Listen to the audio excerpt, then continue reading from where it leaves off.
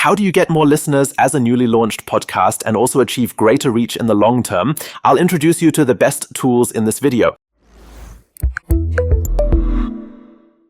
Hi, my name is Kurt Wojcicki. I'm the owner of Kurt Creative, a 100% digital content marketing company. And this video is about how you can get more listeners for your podcast and also further increase your reach in the long term with some social media tools. Of course, once your podcast is recorded, produced, and online, the work isn't over. That would be too easy. Now begins one of the most important steps. It's not enough just to be online on podcast platforms such as Spotify and Apple Podcasts, because there are now a whole host of podcasts on these platforms. So just because the podcast is online, that doesn't mean that listeners will become aware of you. No, you also have to actively promote your podcast. It goes without saying that all beginnings are difficult. That's the case everywhere. But once you've started a little bit and got going, the whole thing will get easier and easier over time. The first step on your journey is, of course, to use your own network. You probably have a few friends and acquaintances who are interested in the topic of your podcast and who you can easily make aware of your podcast by sending them a direct message. Just write to them, hey, I have a new podcast. I would be very happy if you would subscribe or listen to it. Give me feedback and maybe also subscribe to my Instagram profile or like my Facebook page. That's the first step so you can build up a base of listeners. Then comes step 2, use the reach of your existing channels. If you already have channels on Instagram, Facebook, LinkedIn, or similar, then actively use these channels to promote your new podcast. Make a post when a new podcast is online. This will allow you to reach your existing fan base or your existing customer base. Once this is done, you have already built up a base of listeners and can move on to the third stage, which is reaching previously unknown people. In other words, people who are interested in the topic but have not yet heard of your podcast. The rule here is quite simply, content is king.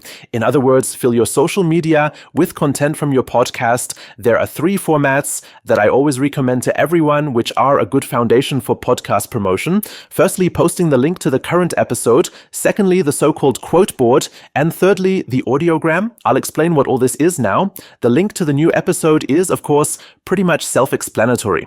It simply means that as soon as you have released a new episode, post a link to it on your social networks. With many social networks such as Facebook and LinkedIn, there is also an automatic preview with an audio player where you can play the podcast directly in the network. Then you simply press the play button and the podcast starts in the app. I definitely recommend that you post the Spotify link here, as Spotify is the network that most podcast listeners are registered with and can also subscribe to your podcast directly. Subscribers will, of course, bring you significantly more views, as they will also be automatically notified when there are new episodes.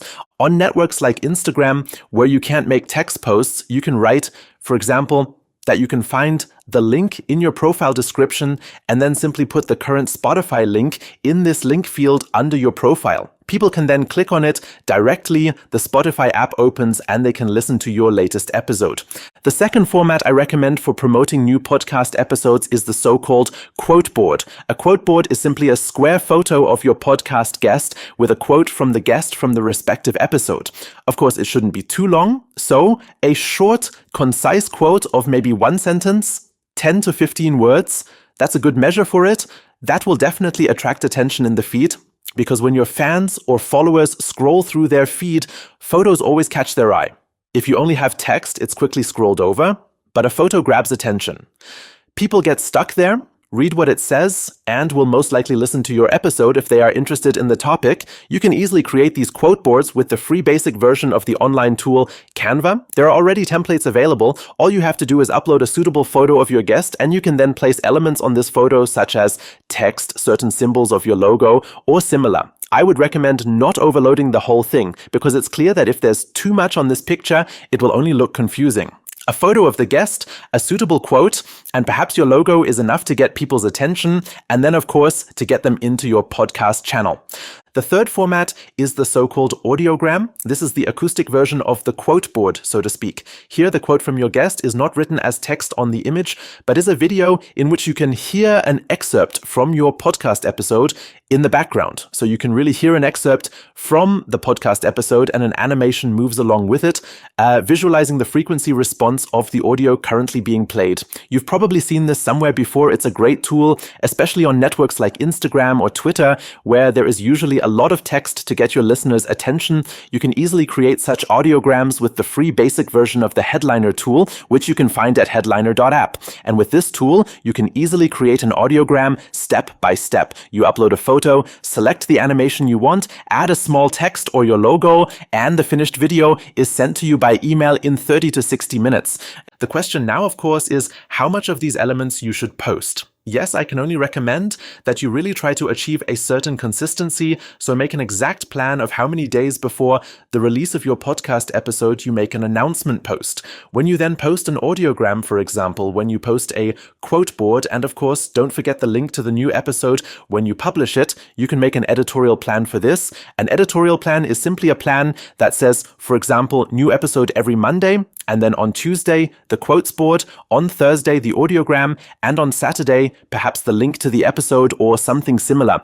Such an editorial plan can help you not to lose track of things and also gives you a regular rhythm in which you always bring new content to the networks and are thus, of course, also promoted further up by the algorithm. When selecting social networks, also pay a little attention to where your target group can be found. For entertainment topics or casual leisure topics, Instagram is much better suited. For business topics, I would rather use LinkedIn. It's a network that is still growing rapidly at the moment, so there's a lot of target group for you there, and it's definitely worth being active there if you have a business podcast. Twitter is very strong when it comes to controversy, political issues, and discussions, and of course you can also use Facebook for a general podcast, but I would always focus on either Instagram, Twitter, or LinkedIn as your main channel. In any case, make use of the opportunities offered by the social networks themselves to promote your posts. For example, setting hashtags on Instagram and Twitter or reacting to current trending topics on Twitter. So if a certain topic from your niche is currently being discussed, then join the discourse there, use the current hashtags that are high up in the trending topics, and also write posts on this topic, perhaps reply to the comments of other users and the like. These are the typical mechanisms that work in social networks, which can of course give you and your profile further reach and thus also your podcast. And last but not least, a marketing point that is very often forgotten or underestimated is of course your guests themselves.